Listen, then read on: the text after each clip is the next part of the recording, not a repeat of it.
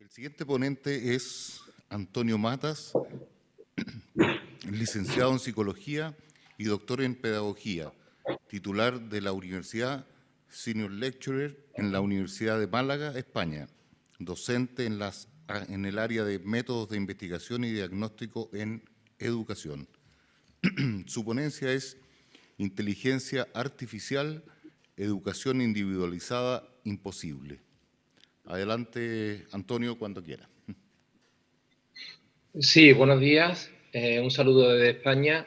Espero que se me vea y se me oiga correctamente. Perfectamente. Gracias.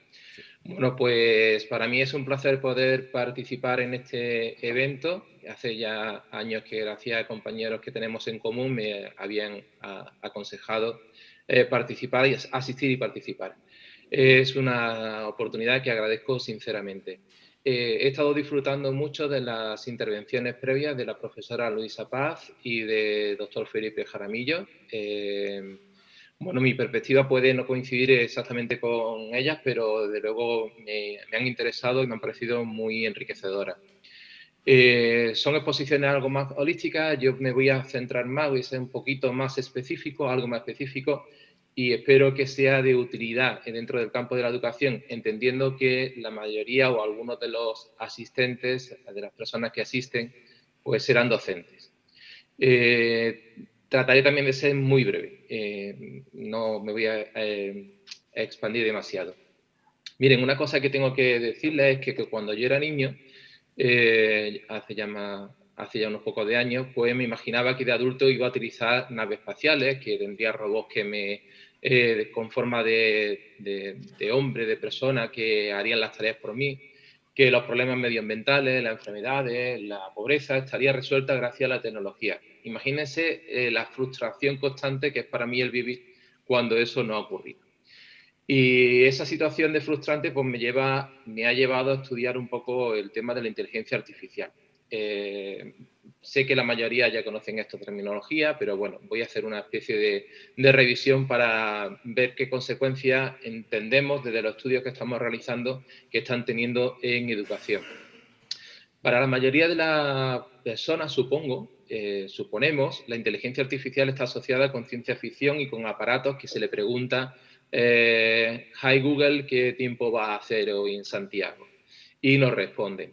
Sin embargo, la inteligencia artificial no es más que otro resultado del desarrollo tecnológico de la humanidad. Por cierto, que en los medios de comunicación entiendo que de manera global, como decía la profesora antes, se utiliza la palabra inteligencia artificial como una cosa. Dicen, esta máquina tiene, esta tecnología tiene inteligencia artificial. Esta nevera tiene una inteligencia artificial que están haciendo tal cosa. Principalmente en el ámbito del marketing lo hemos comprobado. Bueno, eso es un error. Es un error terminológico. Es decir, la lavadora, la nevera no tienen una inteligencia artificial. La inteligencia artificial es el resultado de una acción. Bueno, ahora que concretaré, y no sé si estarán de acuerdo conmigo, abrimos debate si quieren. Esto me va a llevar después a concretarlo más en educación, en el ámbito de educación, pero comencemos con la idea de inteligencia artificial. Se puede definir como el comportamiento que tiene una máquina tratando de imitar, no de proceder igual que, sino de imitar las habilidades cognitivas humanas del tipo razonar, aprender o, como se ha dicho antes, tomar una decisión. En este sentido, cuando se habla de tomar la decisión, como han puesto de ejemplo anteriormente, la diferencia entre una máquina clásica a una máquina que tenga inteligencia artificial es que previamente no está programada la decisión, es decir, qué opción tiene que tomar, sino que es el resultado de una serie de procesamientos de algoritmos que están imbuidos, pero la decisión correcta entre dos opciones no está explícita. Entonces la máquina la averigua en función de esos algoritmos. Y de eso hasta jugar al ajedrez. Como lo recuerden, para los que somos un poco más mayores, la disputa ya en el año 97 con relación a la inteligencia artificial de Deep Blue, de IBM, y cómo eso llevó a una cierta guerra entre humanos y máquinas para ver quién era más inteligente según quién jugaba o quién ganaba en ajedrez. A ver, esto también tiene que ver con el concepto de inteligencia y ustedes saben más que yo sobre todo ese debate, así que no lo voy a recordar, pero evidentemente todo lo que es inteligencia artificial tendrá que ver primero con qué es la inteligencia humana y cómo eso se generaliza al ámbito de la máquina. Bueno, como le decía, la inteligencia artificial es el resultado de una trayectoria tecnológica. Esto no aparece de la nada, sino que se sostiene sobre avances paso por paso.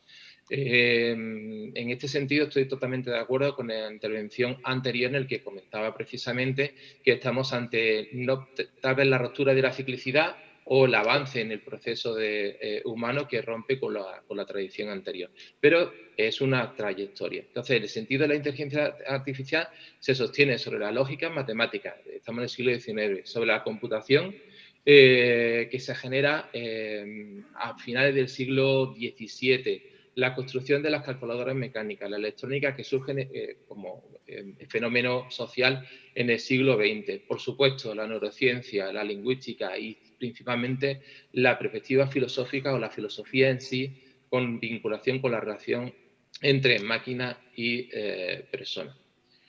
Algunos, cuando hemos realizado revisiones en la literatura, hay quien pone la aparición de la inteligencia artificial en Aristóteles, con la propuesta de aquellos silogismos como una forma de describir el proceso mental. Pero, bueno, si no se quiere ir tan antes, es cierto que la inteligencia artificial tiene una trayectoria ya importante. Entre ellos destaca la presencia siempre, casi todos los estudios históricos, del beato Ramón Llull, donde empieza a trabajar sobre el tema del razonamiento y la máquina lógica. Bueno, mucho más reciente, pues George Boole, Frege, de Forest, con todo el desarrollo de la tecnología y, por supuesto, Turing. Entonces, primera idea, estamos ante un desarrollo, no es la aparición de repente de eso que ahora se llama inteligencia artificial. Bueno, hay más autores que podemos nombrar vinculados con la lógica, vinculados con la electrónica, la implementación de la lógica dentro de la electrónica. Como estoy diciendo, la inteligencia artificial es la heredera de un desarrollo tecnológico, pero es que además, y coincido con las dos intervenciones previas, ha habido una situación de ruptura en el que se podría caracterizar como que todos esos avances han generado una diversidad de tecnologías. Ustedes hablan de técnica, yo entiendo que están como dándole unidad a la diversidad tecnológica. Y en este sentido sí voy a entretenerme en delimitar algunos conceptos, porque me parece que es interesante que a lo mejor yo esté hablando de una cosa y ustedes estén hablando de otra.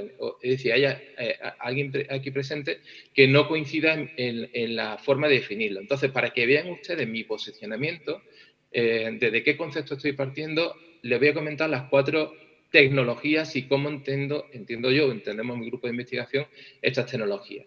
La primera es la ciencia de los datos. La ciencia de los datos es la disciplina o el ámbito disciplinario donde confluyen todas las cuestiones relacionadas con los métodos, los procesos y los sistemas de extracción del conocimiento de la interacción social. El modelado estadístico es la formalización en ecuaciones de la vinculación entre variables, siendo las variables expresiones de los fenómenos reales. La minería de datos o el data mining. Esos son conjuntos de técnicas que se generan a partir de la estadística que de alguna manera van a permiten identificar patrones de conducta o de comportamiento. Y después el famoso aprendizaje automático o el machine learning, que es precisamente el desarrollo de algoritmos basados en la minería de datos. ¿Por qué es importante esto? Bueno, pues porque la base de todo, el proceso de eso que han llamado ustedes previamente, que todo el mundo llama de manera general como inteligencia artificial, está en la capacidad que tenemos ahora de gestionar datos masivos. El Big Data. El Big Data, que bueno, utilizamos la palabra anglosajona de Big Data por la gestión de datos masivos. Me parece ni bueno ni malo, simplemente un anglicismo que nos podríamos haber evitado como otros tantos. El Big Data me aporta datos y es básico en la calidad del Big Data, del dato, porque es el que me va a determinar hasta qué punto esas cuestiones de mala o buena fe en la inteligencia artificial puede aparecer. Me aportan los datos, el data mining, la minería de datos, identifica patrones, el machine learning, el aprendizaje automático, genera el resultado es la generación de los algoritmos, y esos algoritmos se meten dentro de un código y el código va en la placa. Entonces, ¿por qué la máquina es inteligente? Porque supuestamente genera un resultado al que nosotros atribuimos la cualidad de inteligencia, puesto que el resultado no estaba implícito o explícito, perdón, no estaba explícito dentro de ese código, pero que ese resultado procede del procesamiento a partir del algoritmo que se ha imbuido dentro del código. Entonces es importante saber que esa cadena existe, todo parte de la gestión de datos. Mientras más datos y más plurales y menos sesgados, mejor resultado obtendremos, y aquí está todo el debate que ustedes han puesto de manifiesto previamente del impacto de la inteligencia artificial o de la máquina en la realidad del ser humano. Bueno, me voy a centrar ya en mi campo. En el tema de la educación, y ya le digo, asumo que la mayoría de las personas aquí asistentes son docentes, pues conocerán que se ha utilizado, que se ha aplicado, pero la verdad es que como muy diluido, muy vagamente extendido. Bueno, se ha utilizado se ha investigado sobre el procesamiento natural del lenguaje, la tutorización inteligente, los agentes inteligentes, los juegos, la gestión del ambiente de aprendizaje personalizado, etc. Pero ¿por qué esto no se ha generalizado y sí se ha generalizado en otros ámbitos? Pues porque se ve que hay ciertos riesgos. El docente, el sistema educativo en general, según nuestro estudio y el estudio de muchísimos otros que hemos consultado, entiende que hay ciertos riesgos. El riesgo es que se genere una brecha digital entre países y regiones, precisamente porque la inteligencia artificial está basada en tecnología que requiere a su vez tecnología. Entonces, si existe ya una brecha digital previa, lo que va a potenciar la brecha al final. Vamos a tener países o regiones donde la presencia de estas máquinas va a ser mucho más efectiva que otros. También un reto es que da la falsa sensación de que hay una enseñanza adaptada a cada persona. Ese mito de que la enseñanza tiene que ser ajustada a las características de cada persona, la inteligencia artificial parece que lo hace, y no es cierto. Tiene también el reto de la formación de los docentes, mejorar la calidad de los datos. Ahora mismo están sesgados, ya sabemos todo el experimento aquel en el cual un algoritmo confundió a personas de color con simios. Hay un problema para trasladar las cuestiones que se investigan, como las que estamos haciendo en mi grupo de investigación, a la sociedad. No sabemos cómo trasladarlo. Un estudio, por ejemplo, nuestro, encontró que lo más sencillo, cuando consultamos a las personas sobre el Big Data, la mayoría no sabían lo que era Big Data. Entendían que era como una especie de cosa que había por ahí andando. Hubo que modificar la investigación sobre la marcha para introducir el concepto de Big Data tal como se proyecta en la Unión Europea para que pudiesen contestar. Y estamos hablando de alumnos universitarios.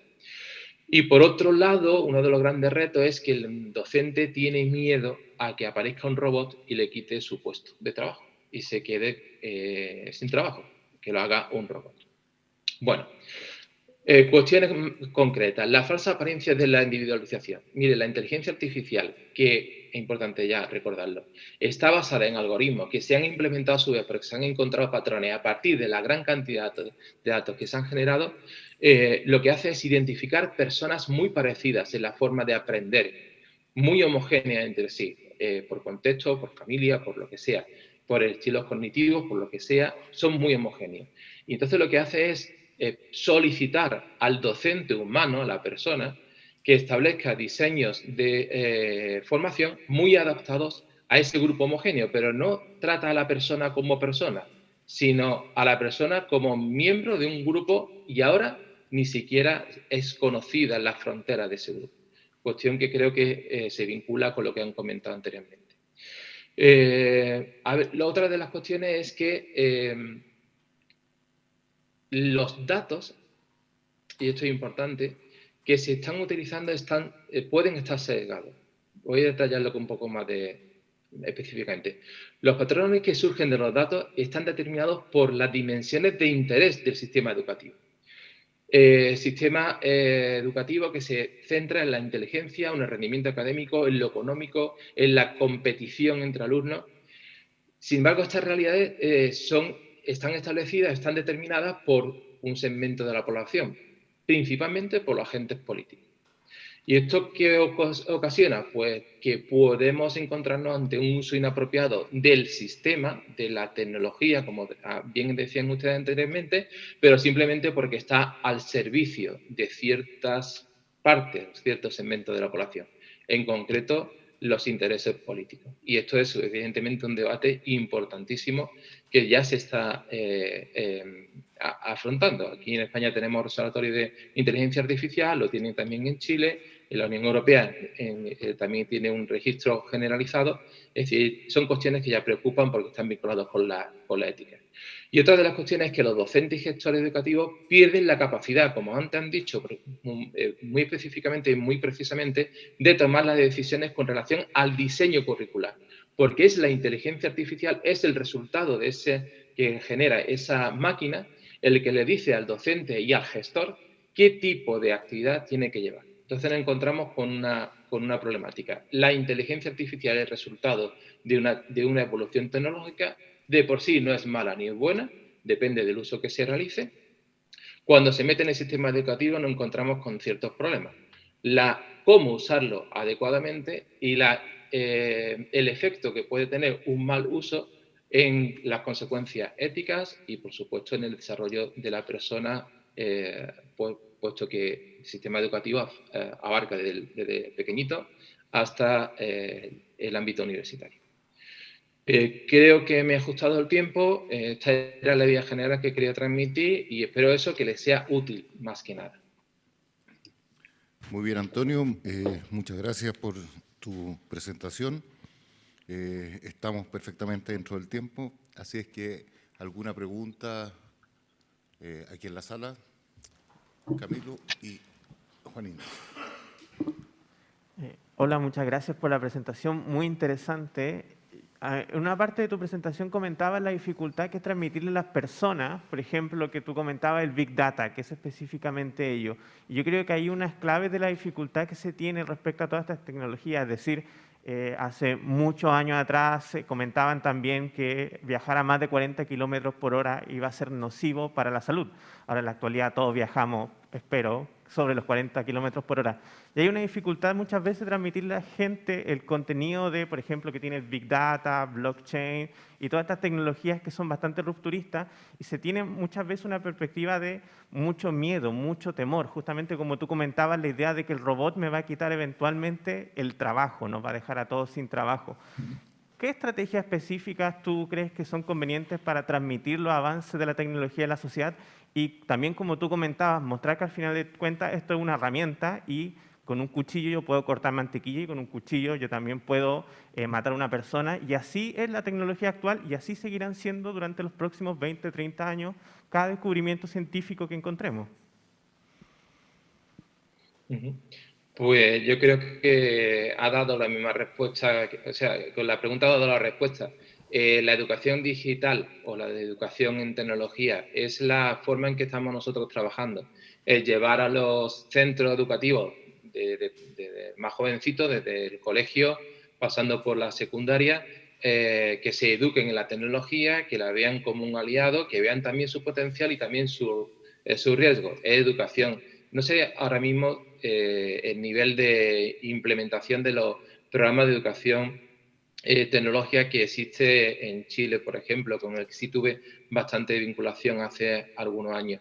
Pero en general, las noticias que me están llegando de México, que me están llegando de Perú, por ejemplo, con los que estamos trabajando ahora más intensamente sobre el Big Data, es precisamente el desarrollo de materiales educativos en abierto que se puedan trabajar en clase donde todos estos temas se traten. Esa es mi opinión. Yo estoy trabajando con alumnos, perdón, no es mi opinión.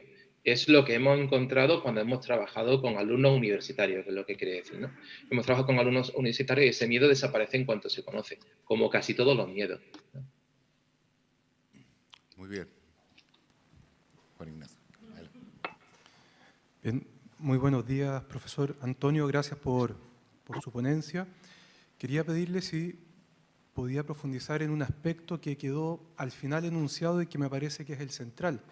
Cuando dice que el profesor hoy día, para, entre comillas, ser buen profesor, debe someterse a las indicaciones que quizás la misma inteligencia artificial le va entregando. Haz esta actividad, realiza esta dinámica, etc. Lo que le quería preguntar es, ¿qué lugar ocupa en su análisis precisamente la libertad del educando y del docente? Vale, le agradezco la pregunta porque no era ese el mensaje que quería transmitir, era todo lo contrario.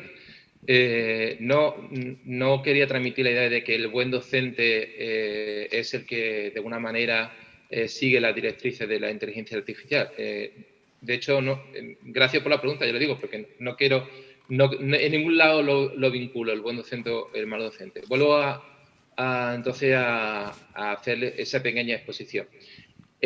Uno de los riesgos que asume la inteligencia artificial, que se asume con la inteligencia artificial, es dejar en manos de esos algoritmos la toma de decisiones del sistema educativo. Ese es el riesgo. Entonces, no es una ventaja, sino es un problema que eso ocurra así, porque si esa capacidad que tiene la máquina de tomar la mejor decisión, decir a la persona cuál sería la decisión más lógica, más productiva, en función de esos algoritmos, al final es el docente quien debería tomar la decisión final. Es decir, la máquina me puede sugerir, pero yo voy a ser quien tome la decisión.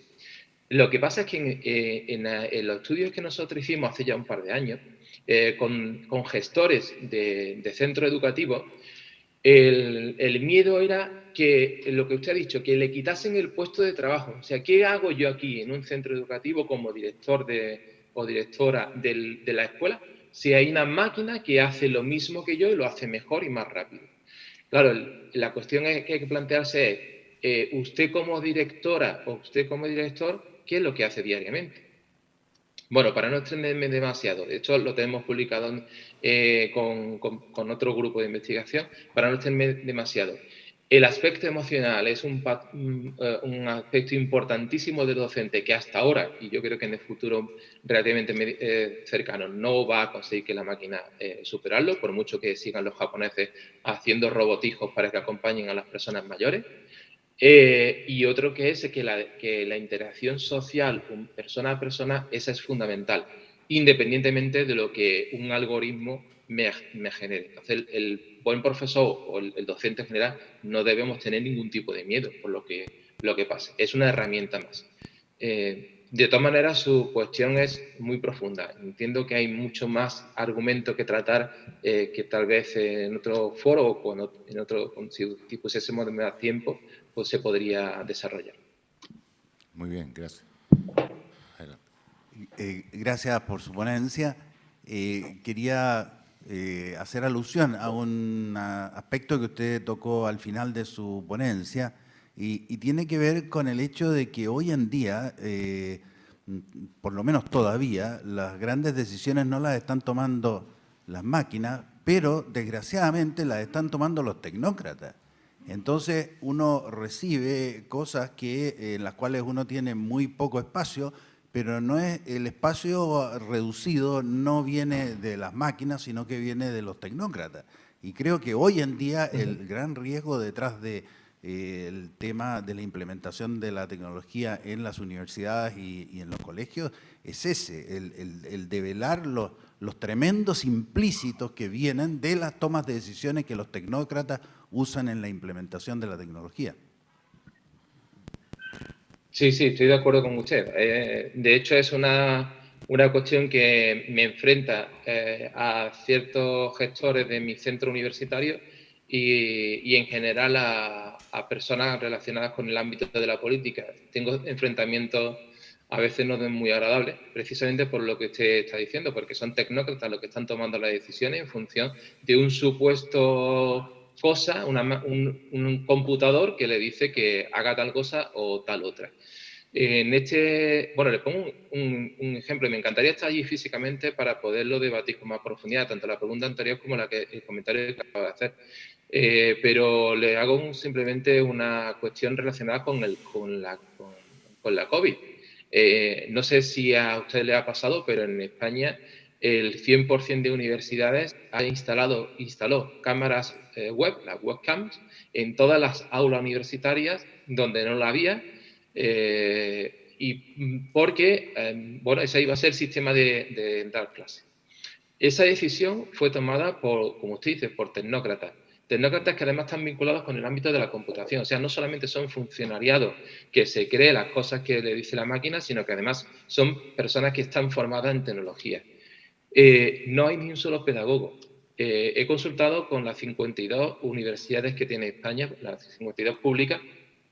No ha habido ni un solo pedagogo, ninguna facultad de educación que haya dicho eso no se hace así. Son todos a base de eso. A mí me parece que esto funciona y lo pongo en marcha. ¿Por qué? Porque soy el que tiene el control del algoritmo. Me parece una burrada. Muy bien. Sí, adelante. Hola Antonio, muchas gracias por tu ponencia. Te quería hacer una pregunta justamente apelando al tema emocional en cuanto a los docentes. Hoy en día en todo lo que es estudio de educación se pone mucho énfasis en el tema de la retroalimentación. Claro, seguramente la inteligencia artificial podría guiar un poco los currículum y el diseño curricular, pero a la hora de retroalimentar al alumno, yo soy una convencida que la máquina nunca le va a poder, entre comillas, ganar al ser humano, porque van implícitas muchas cosas. Entonces quiero saber cuál es tu punto de vista con respecto a esa retroalimentación que recibe el alumno.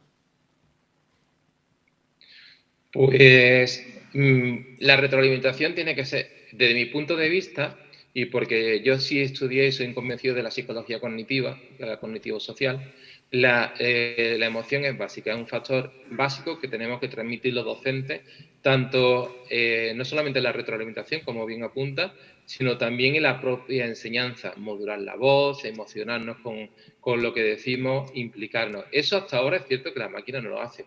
Yo no estoy tan seguro que en el futuro no lo haga o aparezcan robotijos que sean capaces de transmitir esa emoción. Pero independientemente de que aparezcan como los de los juegos del ajedrez, que al final la máquina era superior a los ajedrecistas, tampoco tenemos que rasgarnos la vestidura ni perder la autoestima. Somos seres humanos, tenemos emoción y esa interacción que vamos a tener con otros seres humanos, eso sí que no lo va a sustituir una máquina, por mucho que queramos. Será algo parecido, pero no lo sustituirá. De todas maneras, yo creo que eso pasará cuando yo ya no esté en este mundo, así que en principio no me voy a preocupar por el tema, pero coincido en que la emoción es el elemento básico en la educación, no solamente el contenido, sino la emoción. Un profesor que transmita la emoción, se emocione con el contenido que transmite, eso es insustituible. Muy bien, Antonio. Muchas gracias por tu presentación. Efectivamente, a modo de comentario, nomás uno podría pensar que casi la inteligencia artificial es una contradicción en los términos, pero también sería como pensar en una afectividad artificial, también sería una contradicción en los términos. O sea, no sé, uno no tiene melancolía artificial, digamos, tiene melancolía nomás. Entonces, bueno, y peor si un tecnócrata ya tiene inteligencia artificial y melancolía artificial, eso ya es más complejo aún, digamos. Pero bueno, en fin. Muchas gracias, Antonio, entonces de nuevo por tu presentación y pasaremos al siguiente expositor.